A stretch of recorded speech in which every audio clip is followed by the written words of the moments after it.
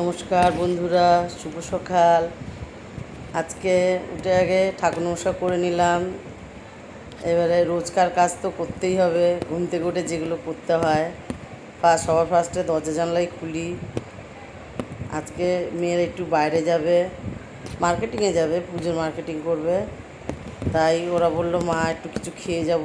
আমি বললাম ঠিক আছে, খেয়ে যাবি। তাড়াতাড়ি করে উঠে মটরগুলো ধুয়ে নিলাম। মটর তো আগেই ভেজানো ছিল না, ওই করতে পারিনি কালকে, ওকে নিমন্ত্রণ ছিল, ওইসব খাওয়া হয়েছে, সিমনি খিচুড়ি, ওই জন্য আর কালকে রাত্রে রান্নাও করিনি।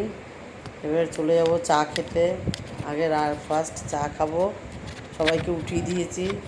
আমি বললাম তাড়াতাড়ি উঠে যা, সব চা খেয়ে নে, চা খেয়ে তবে বাকি কাজ করব।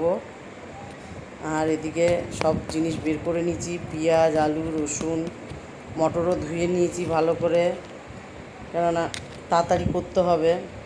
আর এগুলো কেটে কুটে সব ধুয়ে নিলাম। আর এই আলুগুলো কী করব, মটরের সাথে সেদ্ধ দিয়ে দেবো, তবে মিষ্টিয়ে দেবো পরে, একটু ভেঙে ভেঙে দিয়ে দেবো। আর একটু টমেটো দুটো দিলাম, বড় বড় টমেটো, যাতে একটু টক টক ঝাল ঝাল হয়। তা কেটেও নিলাম তাড়াতাড়ি করে।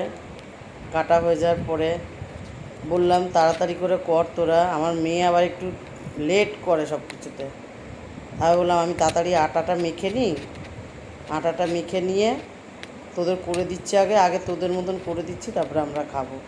মটরটা বসিয়েও দিয়েছি একদিকে, দেখি সেদ্ধ হয়েছে নাকি, দেখে নিই ভালো করে সেদ্ধ হয়েছে কি না। মটরটা সেদ্ধ হয়ে গেছে, ভালোই সেদ্ধ হয়েছে। এবারে কি কড়াইতে দিয়ে একটু যখন ফুটবে তখন ভালোই নরম হয়ে যাবে আরও। পেঁয়াজও বসিয়ে দিচ্ছি ভাজতে, কষানো হয়ে গেছে মশলা দিয়ে।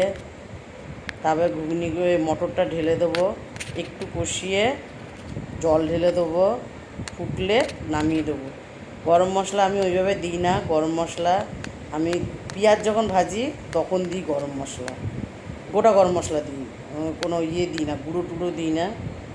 এই দিয়েই করে ফেলি। আর একটু টক টক ঝাল ঝাল করে করছি। আলুগুলোও তুলে নেব, আলুগুলো ভেঙে দেবো একেবারে, মানে মাখা মাখা করে দেবো না, আবার একটু ভাঙা ভাঙা, মানে আলুর তরকারিতে যেরকম থাকে না ওইভাবে দেবো, কিন্তু টুকরো করবো না, ওটাকে মিষ্টিয়ে দেবো। আলু দেখা যাবে কিন্তু খেতেও ভালো লাগবে, আবার আলুটা মুখে পড়বে। এটাও করে নেব। তারপরে মেয়েকে বললাম যে বড় নাতিকে রেডি কর, ও যাবে বাবা মার সাথে, ছোটো নাতিটা আমার কাছে থাকবে। আটা মেখে রেখে দিয়েছিলাম, আধা ঘন্টা পরে আর একটু মেখে নিয়ে তারপরে লেচি করে নেব। তারপরে আবার আসলাম রান্নার জায়গায়।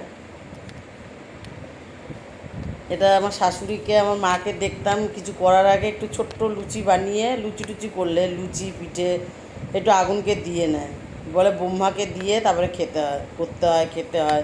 তো ওটা আমি জানি না কিসের জন্য কি, তাই আমিও করে দিলাম একটু, আমি করেও দিই এটা সবসময়। তারপরে লুচি ভেজে নেব।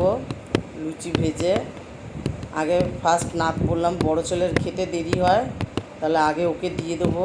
আবার ডিমের পোচ করতে হবে, জামাই আবার পোচ করে দিতে হবে, তার উপরে ঘুগনি দিতে হবে, তারপরেও পেঁয়াজ কুচি দিতে হবে, তারপরে জামাই খাবে। আর ওরা এমনি ঘুগনি দিয়ে ঘুগনি আর লুচি খাবে, খেয়ে নেবে ওরা। বড় নাতিকে দিতে যাচ্ছি, যে বললাম তুমি বসে খেয়ে নাও টিভি দেখতে দেখতে। ও বসে, ছোটো নাতির সবজি কাটা হয়ে গেছে, ওকে তো দিনে খিচুড়ি বানিয়ে দিই সব রকম সবজি দিয়ে, ওকে দুবার খাবার বানিয়ে দিই গরম গরম। আর ও তো আপেল খেতে পারে না এমনি টুকরো করে দিলে, ওই জন্য আপেলের রস করে দিই, ওইটাই খাওয়াই ওকে। ওইটা খায় বেলা হলে, একটু বেলার দিকে একটু দিই এটা, এত ঠান্ডা লেগে যাবে আবার, ছোটো মানুষ। পুজো দিয়ে নিলাম স্নান টান করে, ওরা বেরিয়ে গেছে, আমিও স্নান টান করে পুজো টুজো দিয়ে নিলাম। বোন বললো আজকে আর রাঁধতে হবে না দিদি, রাত্রিবেলা একেবারে বাজার এসে গেছে, মাটন করব আর ভাত। এই যে মাটন সেদ্ধ বসিয়ে দিয়েছি সন্ধেবেলায়, চা বসিয়ে দিয়েছি, চা খাবো। আর ওরা এনেছে পনিরের চপ, ওই দিয়ে চা দিয়ে খাবো। জামাই মেয়ের মার্কেটিং হয়ে গেছে, শুধু দুই ছেলের কিনতে গেছিলো আজকে। তারপরে আমি এটা করে বললাম মাংসটা করে দিই আগে। মেয়ে বললো একদম পাতলা ঝোল করবে মা আজকে মাংসর, আর গরম গরম ভাত।